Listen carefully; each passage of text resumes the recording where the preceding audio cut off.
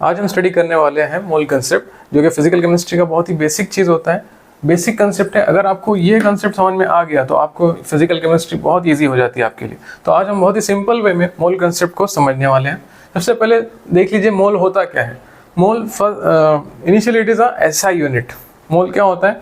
ऐसा यूनिट है, कुछ क्वांटिटी को गिनने का ऐसा यूनिट है। क्या गिनते हैं हम इससे? इसकी वजह से हम गिनते हैं amount of substance. Okay, substance की क्वांटिटी, किसी पर्टिकुलर रिएक्शन में हम कितना सब्सटेंस यूज करने वाले हैं उसकी क्वांटिटी या अमाउंट गिनने के लिए मोल ये यूनिट यूज होता है। ठीक है, अब सब्सटेंस मींस क्या? सब्सटेंस में क्या क्या हो सकता है? तो there are two types of substance, element and compound. Element भी कोई रिएक्शन में हम यूज करते हैं या कंपाउंड यूज करते हैं तो उसकी क्वांटिटी को गिनने के लिए मोल यूज करते हैं। ठीक है, अब साइंटिस्ट ने इसको डिफाइन किया कि मोल, 1 मोल सब्सटेंस मतलब हम कितना मानेंगे। देखिए, माना हुआ होता है, कोई भी यूनिट जब बनाई जाती है तो उसको साइंटिस्ट मिलकर कंसिडर करते हैं, कुछ आपस में मान लेते हैं। तो 1 मोल कितना माना गया? 1 मोल सब्सटेंस इसकी एक्चुअल डेफिनेशन जो है, जो बुक्स में आपको दी हुई है, वो ये है कि number of particles exactly equal in the 12 gram of carbon 12 element. ठीक है, मतलब देखिए कार्बन 12, जो कार्बन के 3 आइसोटोप है उसमें से कार्बन 12 वाला लेना है। उसके 12 ग्राम में 12 ग्राम कार्बन का आपने कुछ क्वांटिटी ली, 12 ग्राम ली। उसमें जितने भी पार्टिकल्स होंगे, मींस कार्बन के जितने भी एटम्स होंगे, उस उतने एटम्स को कंबाइनली हम क्या कहेंगे कि 1 मोल सब्सटेंस है। ठीक है, और अगर दूसरा कोई सब्सटेंस लेते हैं, दूसरा कोई एलिमेंट, दूसरे कोई कंपाउंड, उसमें भी सेम नंबर ऑफ पार्टिकल्स होने चाहिए जितने 12 ग्राम कार्बन में होते हैं, तो that will be called as 1 mole substance. अब हम मैथमेटिकली पता करते हैं कि 12 ग्राम कार्बन में कितने एटम्स होते हैं। उसके लिए क्या करना होगा? देखिए 12 ग्राम को यहाँ पर रेफरेंस बनाया गया। 12 क्या है? कार्बन का इससे क्या रिलेशन है? ये कार्बन का एटॉमिक मास है, राइट? कार्बन का एटॉमिक मास। तो 12 ग्राम कार्बन, उसको रेफरेंस बनाया गया कि 12 ग्राम कार्बन में जितने भी एटम्स होंगे उतने पर्टिकुलर नंबर ऑफ एटम्स को हम 1 मोल बोलेंगे। ठीक है, अब पता करते हैं कितने होते हैं। तो हम क्या करेंगे, टोटल मास कितना लिया हमने? 12 ग्राम।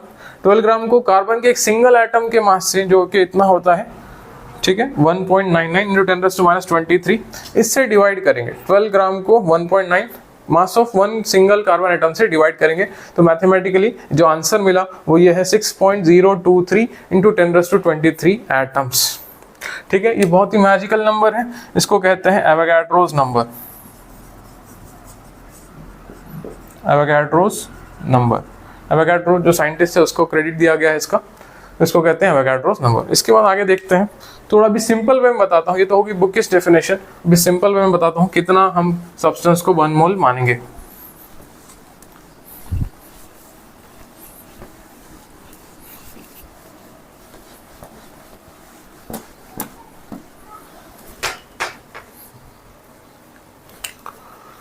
देखिए अभी आपको मैंने बताया, एक मैं एग्जांपल देता हूँ छोटा सा। जैसे कि हम डेली लाइफ में यूज करते हैं 1 डजन, एक यूनिट यूज करते हैं 1 डजन। किसी भी चीज के 1 डजन मतलब कितनी क्वांटिटी होती है? वो 12 नंबर्स होते हैं किसी भी चीज के। Suppose we are purchasing this marker, ये मार्कर हम खरीद रहे हैं, 1 डजन खरीदना है मतलब कितने आते हैं उसमें? 12 आते हैं। अगर 2 डजन खरीदना है तो 24 आएंगे, डबल कर देते हैं। ठीक है, इसी तरह मीन्स हम कोई नंबर जब बड़ा हो जाता है तो उसको कुछ न्यू शॉर्टकट यूनिट या न्यू सिंप्लीफाइड यूनिट में हम कन्वर्ट कर देते हैं। फॉर एग्जांपल मास के तौर पर हम करते हैं 1 क्विंटल। 1 क्विंटल मास, जब 1 kg बढ़ते बढ़ते 100 kg हो जाता है तो उसको हमने नया नाम क्या रख दिया? 1 क्विंटल। वैसे ही मास बढ़ते बढ़ते 1000 kg हो गया तो उसको हमने क्या नाम रख दिया? 1 टन। ठीक है, तो इसी तरह एक टेक्निक केमिस्ट्री में यूज की गई। देखिए यहाँ पर एक यूनिवर्सल टर्म है, 1 डजन किसी भी चीज का होगा तो वो 12 नंबर ही होंगे, 12 नंबर्स में होंगे, 12 नंबर्स होंगे, 12 यूनिट्स होंगे, 12 रहेंगे तो 1 डजन किसी भी चीज के हो सकते हैं। फ्रूट्स के हो सकते हैं, मार्कर हो सकता है, नोटबुक हो सकता है, लेकिन ये नंबर, ये जो वैल्यू है 12 1 डजन की, ये यूनिवर्सल है, सबके लिए सेम है। तो उसी तरह मोल का भी जो नंबर ऑफ पार्टिकल्स है, 1 मोल में जो पार्टिकल्स होते हैं वो भी फिक्स है। मैं आपको बताता हूँ, देखिए एक shortcut, 1 mole of any substance, 1 mole of any substance, किसी भी सब्सटेंस का 1 मोल कितने क्वांटिटी होगी? तो हम 3 वेज में उसको कैलकुलेट कर सकते हैं। Number 1 in terms of particles, second is in terms of mass, and third one is volume of gas. Volume of gas. ठीक है, तो अभी हमने इससे पहले पढ़ा है कि वो जो नंबर 12 ग्राम कार्बन में कितने एटम्स आ रहे थे, वही नंबर यहाँ पर लेना है 6.023 इंटू 10⁻23 एटम्स, मॉलिक्यूल्स या आयंस, तीनों भी हो सकते हैं, इसमें से कुछ भी। ओके, ये यूनिवर्सल है, ये कभी चेंज नहीं होगा। 1 मोल के लिए इसकी फिक्स वैल्यू है, किसी भी सब्सटेंस का 1 मोल लेंगे उसमें इतने ही एग्जैक्टली पार्टिकल्स होंगे, और यही सेम पार्टिकल और किस में होते हैं, 12 ग्राम कार्बन में होते हैं। ओके, 12 ग्राम कार्बन को यहाँ पे एज अ रेफरेंस के यूज किया जाता है। ठीक है, तो मैं आपको एक छोटा सा एग्जांपल देता हूं। 1 dozen marker and 1 dozen notebooks या बुक्स, सेम बुक्स। ठीक है, क्या इनका मास आपस में सेम हो सकता है? क्या इन दोनों का मास आपस में सेम हो सकता है? 1 डजन मार्कर और 1 डजन बुक्स का मास सेम हो सकता है क्या? बिल्कुल नहीं हो सकता। मार्कर यहाँ पे बहुत लाइट वेट होता है, इसका मास कम होगा, बुक्स का मास ज्यादा होगा, तो दीज आर नॉट इक्वल। इसी तरह हमने एक चीज तो पक्की कर ली है कि 1 मोल किसी भी चीज का लेंगे, किसी भी सब्सटेंस का लेंगे, उसमें पार्टिकल्स इतने होंगे, लेकिन मास सबका अलग अलग हो सकता है। ठीक है, तो मास यहाँ पर सेम नहीं आएगा, मास सबका अलग अलग होता है। कितना होगा? अगर वो एलिमेंट है तो उसका मास होगा एटॉमिक मास के इक्वल, और अगर वो कंपाउंड है तो it will be equal to its molecular mass. बस एक चीज आपको याद रखना है, ये ग्राम्स में लेना होगा। ओके, मास जब भी हम मोल कंसेप्ट में यूज करेंगे तो वो ग्राम्स में यूज करेंगे। ओके, अगर केजी भी दिया है क्वेश्चन में तो आप उसको कन्वर्ट कर लो ग्राम्स में। ठीक है, तो मास सबका अलग अलग होता है।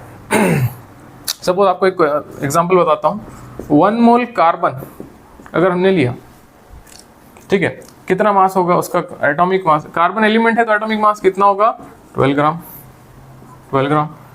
1 मोल अगर सोडियम मेटल हम ले रहे हैं, सोडियम मेटल का एटॉमिक मास कितना होता है?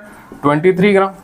तो 23 ग्राम सोडियम अगर हमने उसका पीस लिया है मेटल का, तो उसको हम कितनी क्वांटिटी बोलेंगे? 1 मोल बोलेंगे। सपोज हमको 2 मोल लेना है, 2 मोल सोडियम लेना है, तो क्या करेंगे? मोल बड़े हैं, डबल हुए, तो मास को भी डबल कर देंगे, 46 ग्राम हो जाएगा ये। एंड इसी तरह सो कुछ एक कंपाउंड एग्जांपल बताता हूँ। 1 मोल CO2 ये कंपाउंड है। अब कंपाउंड जब लेंगे तो क्या होगा? हमको मॉलिक्यूलर मास लेना पड़ेगा, लेकिन ग्राम्स में।